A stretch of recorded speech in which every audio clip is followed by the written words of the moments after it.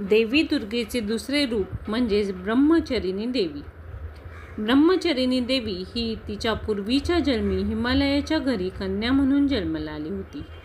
नारदांच्या उपदेशाने भगवान शंकरांना पती म्हणून प्राप्त करण्यासाठी तिने अत्यंत कठोर तपश्चर्या केली होती. या कठीण तपश्चर्येमुळे तिला तपश्चरिणी म्हणजेच ब्रह्मचारिणी असे नाव पडले. या ब्रह्मचारिणी देवीची उपासना केल्याने कोणकोणते फायदे होतात ते आपण पाहूयात. ब्रह्मचारिणी देवीच्या उपासनेने अनंत फळांची प्राप्ती होते.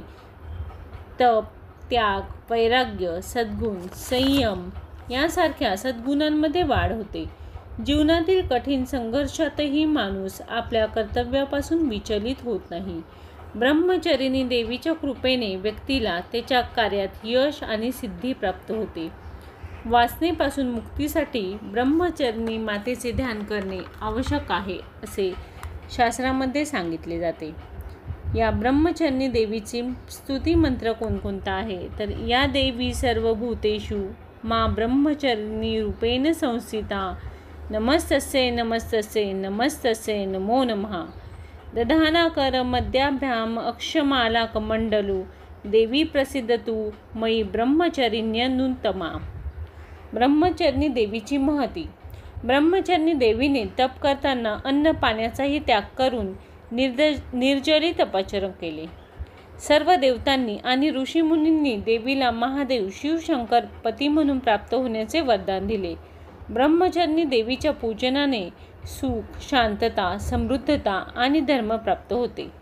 विवाहात येणाऱ्या समस्या, अडचणी दूर होतात. ब्रह्मचारिणी देवीला केवळ साखरेचा नैवेद्य दाखवला तरी देवी प्रसन्न होते. एकाग्र चित्तेने केलेल्या पूजनामुळे तणाव, चिंता दूर होऊन प्रसन्नता, निष्ठा, आत्मविश्वास आणि ऊर्जेचा विकास होतो. ब्रह्मचारिणी देवीचे रूप पूर्णपणे तेजस्वी आणि अतिशय भव्य आहे. तिच्या उजव्या हातात नामजपाची जपमाळ आणि डाव्या हातात कमंडलू आहे. ब्रह्मचारिणी देवीला साखरेचा नैवेद्य दाखवण्याची परंपरा आहे. देवीला साखरेचा नैवेद्य दाखवल्यामुळे उपासकाला दीर्घायुष्य मिळते, आरोग्य निरोगी राहते, त्यांच्या मनात चांगले विचार येतात.